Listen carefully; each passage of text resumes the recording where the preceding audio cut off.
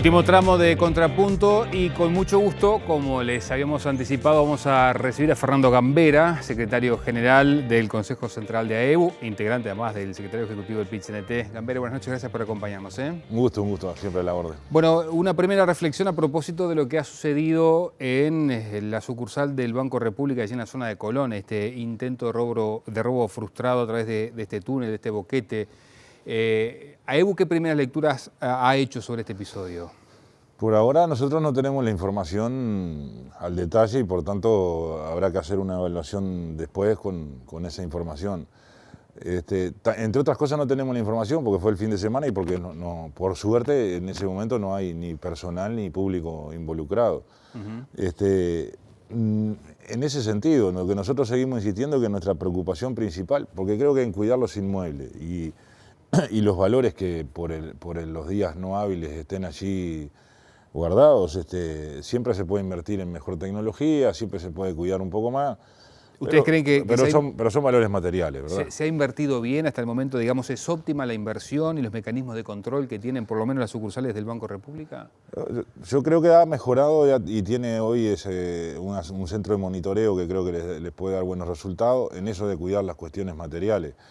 Lo que nosotros seguimos insistiendo y que creo que se debería seguir trabajando, eso puede suponer un gasto en mayores recursos, que eso habrá que ver hasta dónde da el mercado de Uruguay y la realidad nacional, pero lo que no me parece que todavía falta avanzar más es en protocolos, ¿no? Porque los protocolos involucran a quienes van a actuar en la represión en el caso de una situación como esta, y a quienes se pueden ver involucrados. Y es ahí donde seguimos más preocupados, ¿no? O sea, cuando se produce algún robo o algún atraco con copamiento en donde hay en el local tanto funcionarios afectados como clientes. Como ha sucedido. Como incluso personal de las empresas de seguridad o policía, según sea el caso. El tema es que haya un protocolo, que cada uno sepa qué hacer en ese momento, porque creo que en ese momento es de alto nerviosismo y hay que tratar de manejar las cosas lo más previstas posible. Y incluso uno se pregunta, si la policía llega a tiempo y actúa, ¿qué es lo que debe hacer? Porque si hay gente civil adentro, tanto funcionarios como públicos, puede quedar en el medio de un fuego cruzado. ¿Por qué no se ha podido avanzar en estos protocolos? Yo creo que todavía no hay una cultura en el país de protocolo. Entonces, ni siquiera, no lo hay en eso, ni creo, me animo a asegurar que en muy pocos edificios grandes de este país, por ejemplo, hay protocolos de simulacros de siniestros de este tipo, siniestros de incendio o demás. Por suerte vivimos en un territorio en el que hay pocas situaciones que tengan que ver con desastres naturales o algo. En otros lados es costumbre tener protocolos para cada cosa que tengan que ver con la seguridad, no solo sea atracos, sino incluso con desastres o situaciones imprevistas. Esto creo que es lo que nos falta avanzar, que tal vez suponga invertir en algo más de tecnología, pero más que nada creo que supone trabajar en la cultura de actuar en los mecanismos de acción, de forma prevista en situaciones imprevistas. Entonces, esta situación no fue tan grave porque en definitiva había solo cuestiones materiales. Claro. Pero hace un tiempo atrás otra sucursal del Banco República sufrió un momento muy difícil en La Paz y bueno, y ahí sí había empleados en pleno trabajo y público atendiendo. Y entonces tuvieron que vivir momentos en los que cada uno reaccionó como le pareció mejor. Algunos incluso corrieron para el fondo. En esa corrida podían haber sido baleados o algo. Algún compañero quedó tieso, parado, cuando en realidad los gritos de los asaltantes eran todos al suelo. Y el compañero que quedó tieso nunca supo que le estaban gritando que se tirara al suelo porque estaba bloqueado. Bueno, yo creo que estas cosas son las que tenemos que mejorar, pero para cuidar la gente, ¿no? Claro. Y con respecto a lo que pasó el fin de semana pasado, y te hago la última sobre esto, tú decías que hay un centro de monitoreo. Físicamente, materialmente, ¿el Banco República puede estar controlando online lo que está pasando en cada una de las sucursales que tiene? Sí, yo no soy un especialista, pero por lo que se me ha explicado, sí tiene una forma de un control centralizado y online de todas sus dependencias y eso le permite estar conectado con la policía inmediatamente y bueno, eso es una forma de actuar preventivamente. Independientemente que se activen los mecanismos de seguridad y de vigilancia. Ahora, después que se desactivan, es lo que yo digo que no tenemos. Incluso creo que hubo alguna experiencia que empezó a llevar adelante el Ministerio del Interior, que tal vez sería en eso en lo que hay que profundizar también, que es que haya ciertas formas de patrullaje que sean itinerantes, pero sobre todo que sean vistos, que se vean, porque me parece que eso es lo que disuade, ¿no?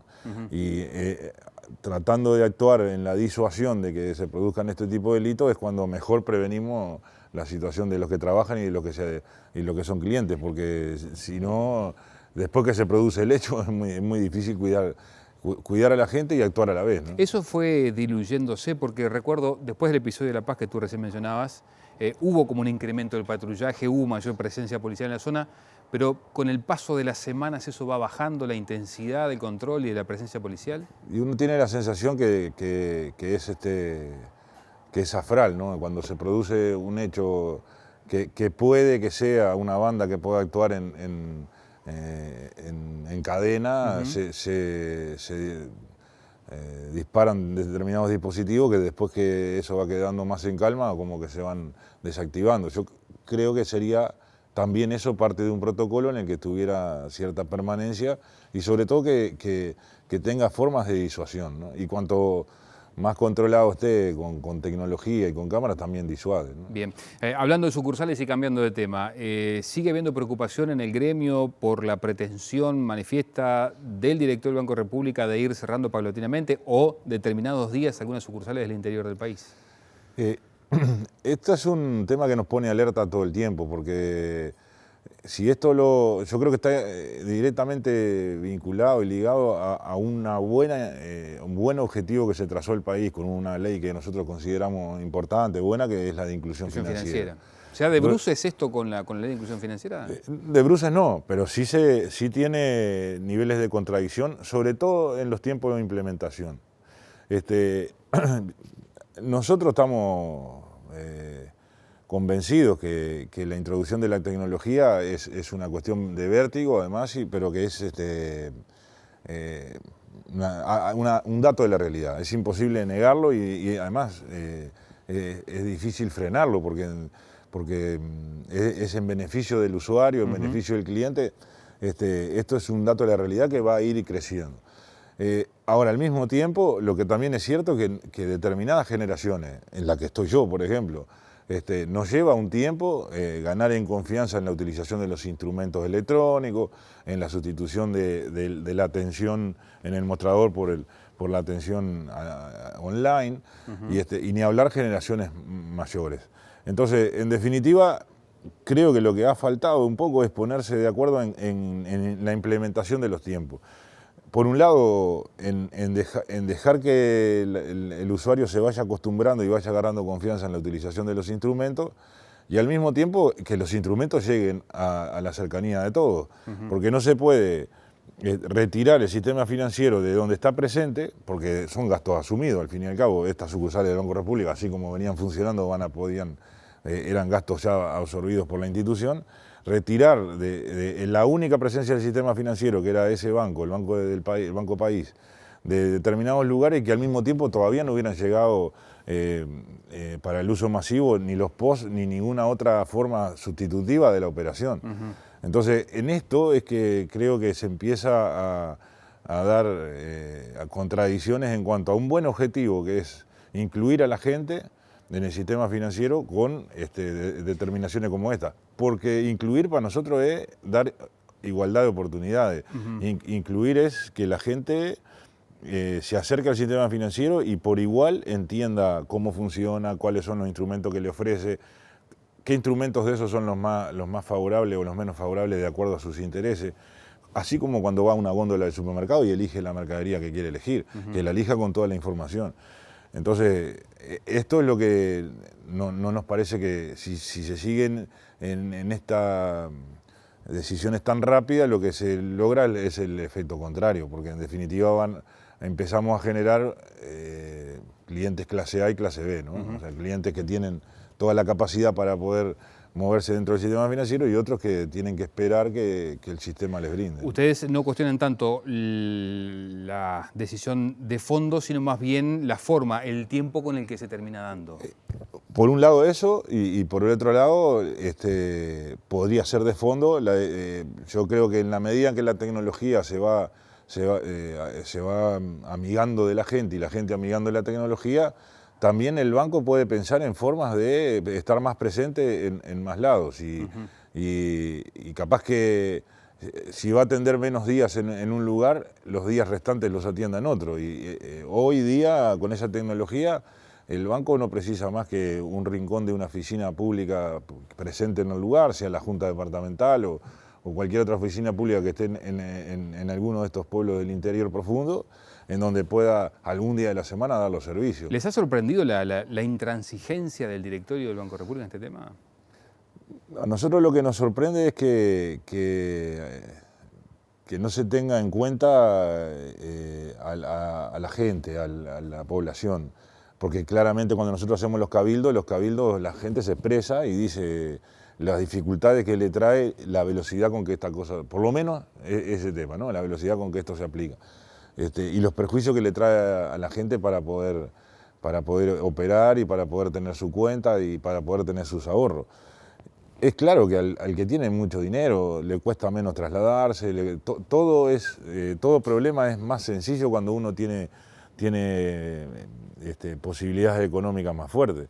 Entonces en eso es lo que yo digo, me sorprende que no se tenga en cuenta que se está dejando por el camino a los clientes más chicos, por decirlo de alguna manera, a nosotros, a los trabajadores, se nos está dejando de repente de costado porque en realidad la institución parece poner prioridad sobre el que tiene mayor cantidad de ahorro o mayor poder económico. Esto es lo que no debe pasar con un banco que es de todos. ¿Qué plan de acción se ha trazado a EBU? El que venimos haciendo de difusión pública, de cabildos, de traslado con la gente para poder tener opiniones de la gente que podamos volcar a su vez a las autoridades del banco y de esa manera ir acompasando esos tiempos, ¿no? La necesidad de una institución que se tiene que ir adaptando a la modernidad y a las nuevas tecnologías y que legítimamente puede, por parte de sus autoridades, cuidar sus equilibrios económicos, pero que al mismo tiempo no puede perder de vista que hasta su propia propaganda dice yo tengo un banco, cada uno de nosotros dice yo tengo un banco. Bueno, eso tiene que estar en línea, el eslogan del banco de nuestro país tiene que estar en línea con lo que la gente sienta, ¿no? Bien, dejo de preguntarle al representante de EBU y sobre el final de la nota me dirijo al integrante del Secretariado Ejecutivo Pichente, que además es encargado de Relaciones Internacionales. Estuvieron en un encuentro con el Canciller de la República a propósito del acuerdo con Chile. La información que recibieron, ¿da tranquilidad? ¿Se puede firmar con tranquilidad ese acuerdo que va a hacer el gobierno en el mes de octubre? He sabido de antemano que el PICNT, el movimiento sindical, y no solo, porque hay todo un bloque popular constituido por otras organizaciones sociales ambientalistas y de derechos humanos, incluso en una conjunción con otras organizaciones de América que vamos hacia una jornada continental el 4 de noviembre en contra de los TLC y en contra de la instalación de este formato de tratados que es sabido. Nosotros tenemos posición contraria y de antemano, pero el otro día fue una buena reunión en la Cancillería, se nos dedicó 2 horas a comentar cada uno de los artículos que componen, de los capítulos que componen este tratado con Chile, que son 19. Es cierto que no cambia demasiado en lo que es el comercio entre Uruguay y Chile porque el comercio con Chile ya estaba liberado por un acuerdo anterior. Nos parece un dato importante que se haya dejado fuera de este acuerdo el tema de las telecomunicaciones, porque es un tema muy sensible aquí en Uruguay.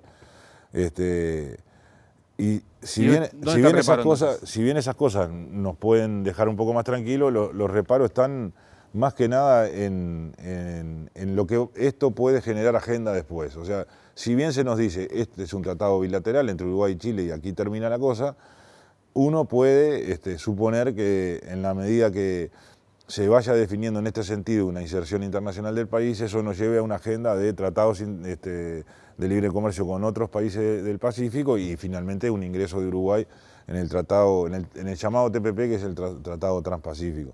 Y ahí la preocupación fundamental es que en ese tipo de tratados internacionales lo que más cuenta es el poder y el peso de las cadenas globales de valor.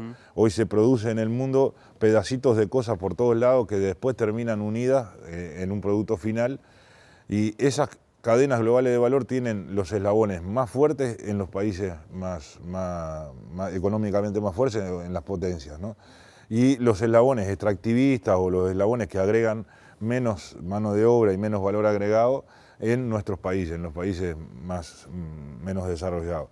Esto, lo que nos preocupa, que a veces este formato de libre comercio, entre comillas, porque de libre tiene poco, genera como un afianzamiento de ese poder de las cadenas globales de valor y hace que nuestra matriz productiva basada en productos primarios y demás quede como muy reafirmada y estática y no nos permita generar un modelo de desarrollo soberano en función de la complementación con nuestros países vecinos y demás. Creo que es la discusión de fondo y sobre todo se aplica en cualquiera de los tratados de libre comercio donde estén involucradas mayor cantidad de países y sobre todo potencias importantes. Fernando Gambera, gracias por acompañarnos. Un gusto y a la orden. Muy bueno, le vamos poniendo punto final, si te parece, Pepe, a este programa que tiene, entre otras cosas, la atención puesta en lo que pasa en Nueva York, porque mañana el presidente de la República estará haciendo uso en Naciones Unidas, ¿no? Exactamente, además en un momento del bloque regional complicado, ¿no? Un Mercosur que está bastante entreverado, sobre todo por lo que ha sido, entre comillas, un cambio ideológico o de visión que tienen los nuevos gobiernos de la región, y bueno, en ese mar tiene que navegar el Uruguay hoy por hoy. Bueno, los esperamos el próximo lunes con mucho gusto aquí en Contrapunto. Que pasen muy bien, buena semana. Hasta el lunes. Chau, chau.